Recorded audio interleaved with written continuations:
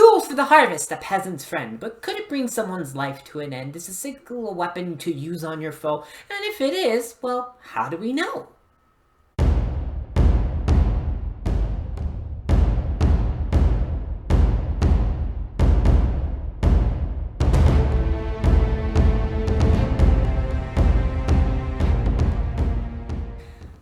Hey friends, Lauren back with you, and it's November.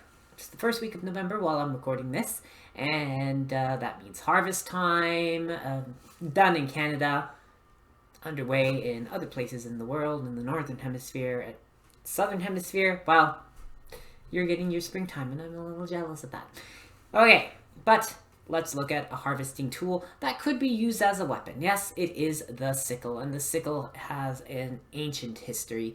We know that it goes way, way back to wood, bone, antler with pieces of flint shaped like teeth. If I move this up close, you can see it's a serrated edge.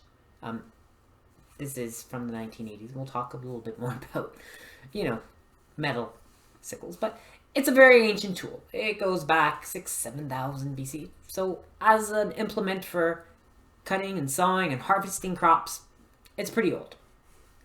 And of course, in the Bronze Age, you get bronze versions, and we get Iron Age versions. We have the belief that druids use golden sickles in their ceremonies. So it's definitely an effective tool. It's agrarian. It's definitely this peasant, this people working the land, farmer as a more modern term. But are tools weapons? And I think that we looked at knife recently, the Bauernwehr, the farmer's defense. We looked at the shovel for a Halloween video. The shovel could be used as a weapon in a pinch. But is this an actual weapon for fighting? Now, there are slightly different designs, of course. Not always the curves are the same, but you usually have a point. Most of the time you have a serrated edge. And we know that this could be used as a weapon because we see it featured in the manuscript compiled by Paulus Hector Mair. So in the 1540s, we have examples of sickle fighting. So two people using sickles in a fight. We also have scythes, we have peasant stick, staff, flail. So we're looking at some farm implements, and we also know other things like the bill hook for reaching up and cutting down fruit, pruning trees. It gets turned into a weapon of war. So the bill becomes the bill hook. It becomes a pole arm. We know that tools and weapons, there is some synergy to it. And we also know that there are weapons, especially curved weapons, where the inside, this edge, is the sharp one. So we know there are weapons where the curve is sharp here, but Dacian Falks, for example, Germanic tribes, Dacia, the Romans writing about the use of this scythe or sickle-like weapon, this curved blade, and it's not just a medieval European thing, it's not just an ancient European thing. We find examples of sickles all over the world, so not just Europe and the Middle East, we see it all over the place. So the sickle is definitely a tool that is ubiquitous. There we go.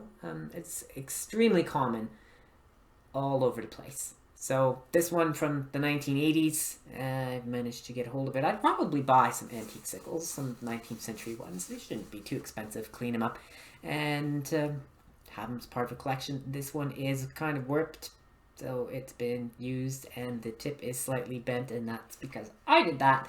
I decided to test it on the big 4x4 Pell that I have out in the back, and yeah. But it still can get into cardboard quite well.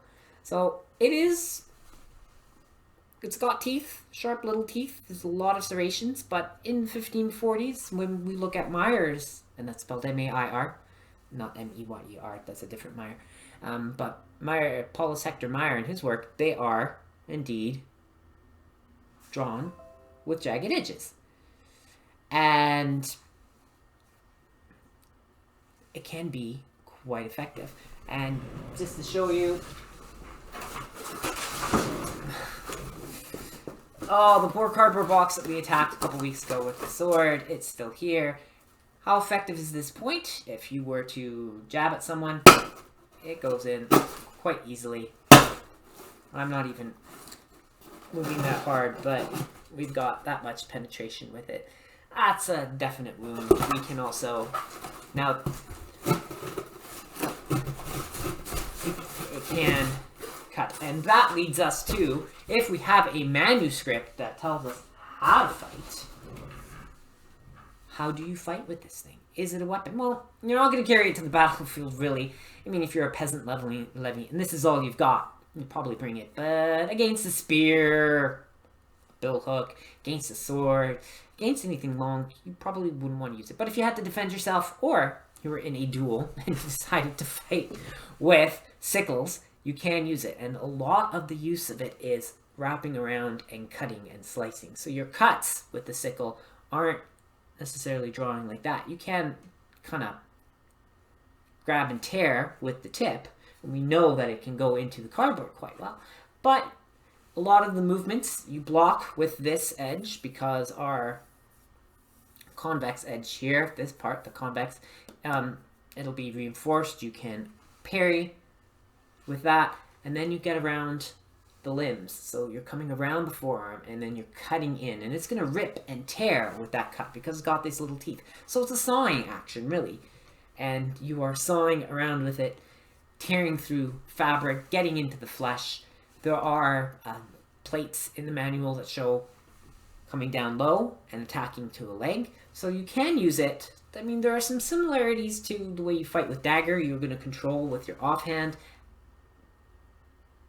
Camera focus, always a challenge.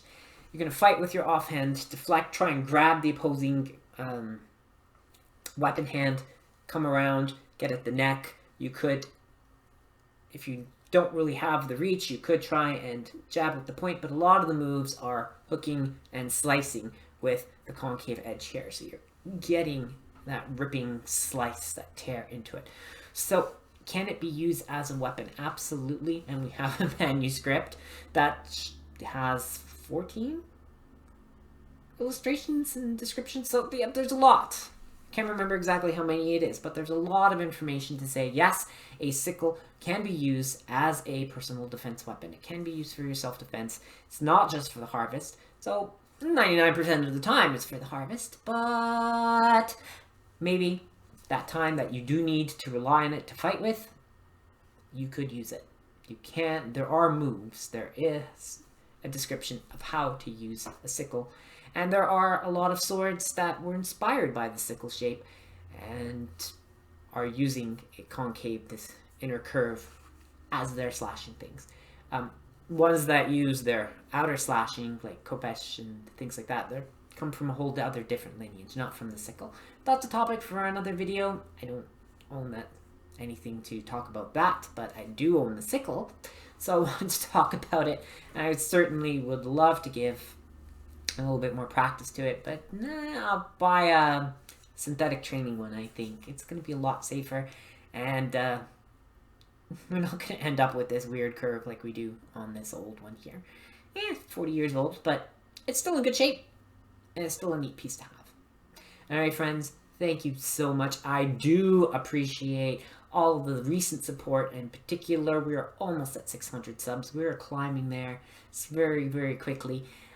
So do remember, like, subscribe. That's very important, and I always appreciate it. But most importantly, comments, conversations. That helps shape the content of the channel, and I'm here to do videos because you enjoy them. And I'm getting a lot of positive feedback lately. There's actually a little notice that's popped up on the computer screen, and it says, "I like your channel." Cool. Thanks, Alexander. Appreciate that. That's awesome. And yeah, can only keep growing. So that's the intention. And now I'm rambling at the end because I'm just feeling, kind of a little overwhelmed with all of the good attention and growth in the last little bit. But again, thank you, my friends. Do take care. Stay safe. Keep on swinging. And have a fantastic harvest of a time. I don't even know if that makes sense. Doesn't matter.